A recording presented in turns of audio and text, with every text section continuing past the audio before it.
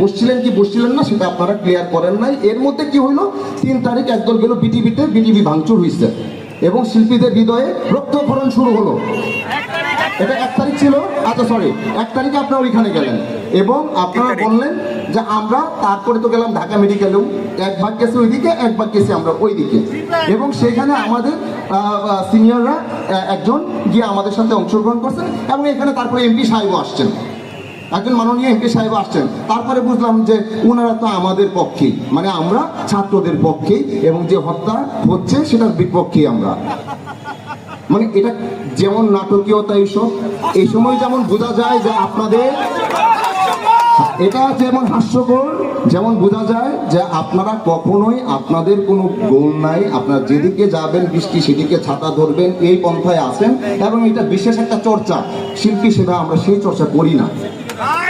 এবং